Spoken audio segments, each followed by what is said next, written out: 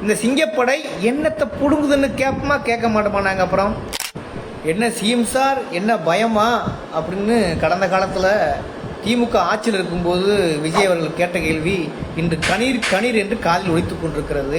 இதுக்கு மிக முக்கியமான காரணம் இந்த 12 நாட்களில் கிட்டத்தட்ட 30க்கும் மேற்பட்ட பெருங்குற்றங்கள் நடந்துக்கிறது. அது கஞ்சா பிரச்சனையாக இருக்கட்டும், இன்னைக்கு காலையில் ஒரு நர்சிங் மாணவி இறந்த விஷயமா இருக்கட்டும், கோவையை உலுக்கி எடுத்திருக்கிற 10 வயது சிறுமியோட கொலையாக இருக்கட்டும், இதெல்லாம் பார்க்க பொழுது உண்மையிலே நெஞ்சம் துடிக்கிறது. இது ஏன் சொல்கிறேன்னா, இப்படியான எங்கேயாவது நடக்கக்கூடிய கொலை குற்றங்களுக்கு ஒட்டுமொத்தமாக மட்டும் காரணம் சொல்ல நான் முட்டாள் அல்ல. ஆனால் அந்த சம்பவங்களுக்கு பொறுப்பேற்று உடனே நடவடிக்கை எடுத்து தண்டனை பெற்று பெறுவதுதான் ஒரு அரசின் மிக முக்கியமான நடவடிக்கையாக இருக்கும். கடந்த காலங்களில் அப்படித்தான் நடந்தது. ஆனால் படிக்கிற ஒரு பொண்ணு டாய்லெட் வசதி சரியா இல்லாம ஒரு அவசரத்துக்கு காட்டு பக்கம் போய் ஒதுங்கினாங்களே, என்ன ஆச்சு? இந்த உலகத்தை விட்டே போயிட்டாங்க. அதுக்கு என்ன பதில் சொல்ல போறீங்க? இந்த பிள்ளைங்களை உங்களால திருப்பி கொடுக்க முடியுமா சார் அப்படின்னு சொல்லி பல உருட்டுகளை உருட்டினார்.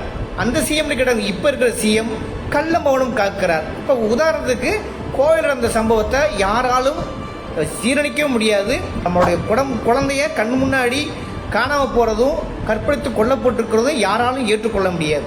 இதுக்கு உண்மையிலேயே ஒரு சமூக பொறுப்பு இருக்கிறது. ஒட்டுமொத்த சமூகமும் இதுக்கு பொறுப்பு இருக்க வேண்டும்.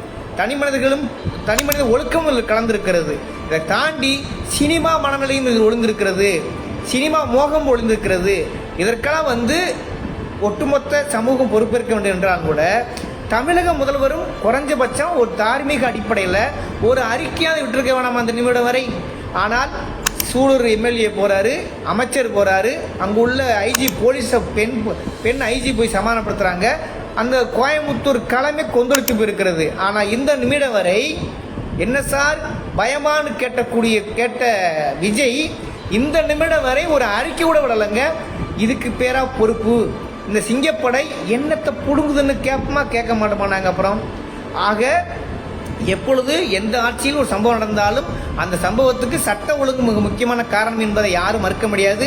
ஆனால் அதுக்காக அதை அரசியலாக்கி என்ன சிஎம் சார்னு கேட்டு கூவுனீங்கல்ல, இப்போ இந்த சிஎம் சார் எங்கே இருக்கீங்க, என்ன பண்ணுறீங்க?